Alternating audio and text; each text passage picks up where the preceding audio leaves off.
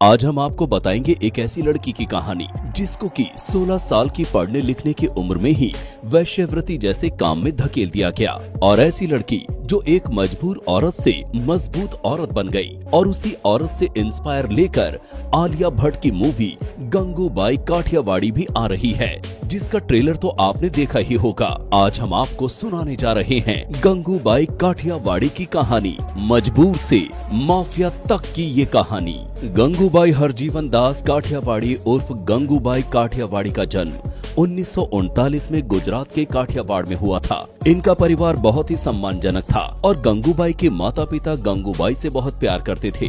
गंगूबाई के घर का औहदा इतना था कि वहाँ पर पैसों की भी कोई कमी नहीं थी, इसलिए उनके घर वाले चाहते थे कि वो अच्छे से स्कूल में पढ़े। लेकिन गंगूबाई का तो कोई और ही सपना था, वो एक बड़ी एक्ट्रेस बनना चाहती थी और इसलिए वो पूरा दिन टीवी के पास बैठी रहती और अपना ज्यादातर समय ऐसे ही निकालती। ऐसे ही समय बीतता गया और जब गंगूबाई 16 साल की हुई तब उनके पिता के पास अकाउंटेंट का काम करने के लिए रमणीक लाल नाम का एक लड़का आया जो कि मुंबई से गुजरात आया था। रमणीक को पता लग गया कि गंगूबाई को फिल्मों का बड़ा शौक है और इसी बात का उसने फायदा उठाया। वो घंटों तक गंगूबाई को मुंबई और फिल्मों के बारे में बताता और दोनों घंटों तक इसी बारे में बात भी किया करते थे।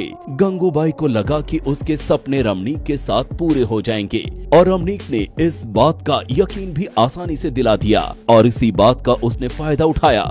धीरे धीरे दोनों की दोस्ती प्यार में बदल गई। लेकिन रमणीक के लिए दिक्कत ये थी कि गंगूबाई के पिता इस बात को कभी स्वीकार नहीं करते, क्योंकि गंगूबाई की उम्र कम थी और रमणीक उनके यहाँ काम करने वाला। इसी के चलते गंगूबाई ने 16 साल की उम्र में ही घर से भागकर रमणीक से शादी कर ली और माँ के कुछ गहने और अपने कपड़े लेकर वो अपने पति के साथ मुंबई भाग आई। प्यार अंधा होता है, इस बात का पता गंगूबाई को चल गया और वो भी बहुत ज्यादा भारी कीमत के साथ। दरअसल मुंबई आने के बाद ही गंगूबाई को उसके पति रमणीक ने 500 रुपए के लिए उस 16 साल की बच्ची जो कि उसकी पत्नी भी थी उसको अपनी हैवानियत के चलते कोठे में बेच दिया और उस हैवान ने गंगूबाई से ये कहकर टैक्सी में बैठाया कि अभी घर मिला नहीं है, जब तक घर नहीं मिलता तो मौसी के यहाँ रहने चली जाओ, और फिर उस कोठे में भेज दिया।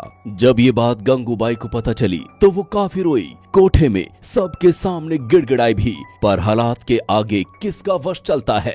आखिर उसने हालात से समझौता कर लिया और इतनी सी उम्र में वो वैश्यवृत्ति करने लगी। उस कोठे में गंगूबाई अपनी खूबसूरती के चलते मशहूर भी थी, क्योंकि लोग दूर दूर से गंगूबाई से मिलने के लिए उस कोठे पर आते। और ऐसे ही एक दिन शौकत खान नाम का ग्राहक गंगूबाई से मिलने के लिए कोठे में आया और आने के बाद से उसने हैवानियत की सारी हदें ही पार कर दी। उसने बुरे तरीके से गंगूबाई के शरीर को नोच ही डाला और जाने के बाद उसने पैसे भी नहीं दिए। हालांकि इस बार के लिए गंगूबाई ने ये सब सह लिया और वो चुप रही। लेकिन इसी तरीके से शौकत खान की हिम्मत और बढ़ गई। वो फिर से गंगूबाई के पास आया और जानवरों की तरह व्यवहार किया और इस बार तो गंगूबाई की हालत इतनी खराब हो गई थी कि उन्हें हॉस्पिटल में भर्ती करना पड़ा। पर इस बार गंगूबाई चुप नहीं बैठी, उन्होंने विरोध करने का फैसला ले लिया और ठान लिया कि कुछ भी हो इस बार तो वो शौकत खान से बदला जरूर लेंगी। और उन्होंने शौकत खान के बारे में पता लगाया। जब उन्होंने शौकत खान के बारे में जाना तब उनको पता चला कि शौकत खान उस समय के माफिया डॉन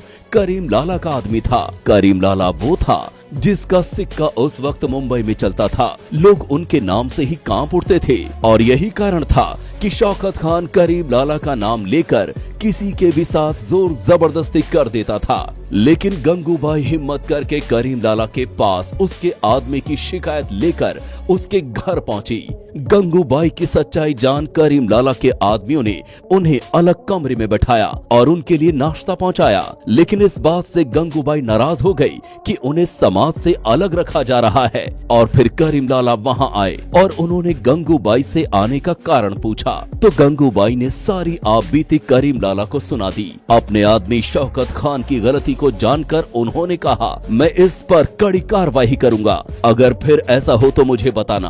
और यहाँ तक कहा कि कोई भी समस्या आए तो मैं यही हूँ, आप मुझे बेझिझक अपनी समस्या बताना, मैं देख लूंगा। और ये ऐसा पहली बार था कि जब घर से बाहर निकलने के बाद कोई मर्द गंगूबाई को नोचने खरोचने की बजाय मदद की बात कर रहा था। इसलिए गंगूबाई उस वक्त रोने लगी और अपने बैग से उन्होंने एक धागा निकाला और करीम को बांध दिया। फिर वो बोली कि आज तक किसी ने मुझे इतना सुरक्षित महसूस नहीं कराया। आज से आप मेरे मुंह बोले भाई हो। कुछ दिन बाद ही शौकत खान गंगूबाई के कोठे पर दोबारा आया तो करीम ने उसे दबोचकर उसकी खूब पिटाई की।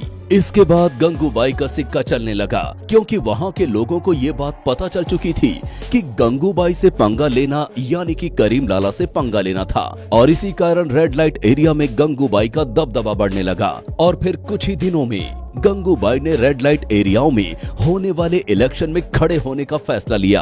अपने विनम्र स्वभाव के कारण वो इलेक्शन जीतने में भी कामयाब रही। और गंगूबाई की बड़ी बात ये थी कि उन्होंने इलेक्शन जीतने के बाद भी अपनी ताकत का गलत इस्तेमाल नहीं किया और उन्होंने रेड लाइट एरिया में काम करने वाली वैश्याओं के लिए भी काफी लड़ाइयाँ लड़ी। और गंगूबाई ने अपने रहते कभी किसी लड़की के साथ कोठे में जबरदस्ती नहीं होने दी। उन्होंने कई अनाथ बच्चों को गोद लिया और उन्हें पढ़ाया लिखाया भी। वहाँ जो भी रहता अपनी मर्जी से रहता। और तो और गंगूबाई के रहते कोई भी वैश्या के साथ जबरदस्ती भी नहीं कर पाता। कहा तो ये भी जाता है कि रेड लाइट एरिया में रहने वाली लड़कियां गंगूबाई की फोटो अपने कमरे में लगाती थी। समय के साथ साथ गंगूबाई का ओहदा और मजबूत होता गया। 60 के दशक में गंगूबाई का उठना बैठना माफिया वालों और नेताओं के साथ होता था, जिसके कारण गंगूबाई बहुत ही मजबूत महिलाओं में गिनी जाने लगी। गंगूबाई काठियावाड़ी 60 के दशक में ऐसी अमीर औरत थी जिसके पास काले रंग की बेंटले कार थी। और ऐसी ही उनकी जिंदगी एक लाचार से शुरू होकर लाचारों की मदद करने वाली में बदल गई। समाज का भला करने वाली गंगूबाई की मौत की कोई खबर नहीं है, पर माना जाता है कि इनकी मृत्यु 1975 और 1978 के बीच हुई थी। वैसे तो गंगूबाई कब की दुनिया को अलविदा कह चुकी हैं, लेकिन आज भी गंगूबाई की प्रतिमा मुंबई के कमाठीपुरा में लगी है।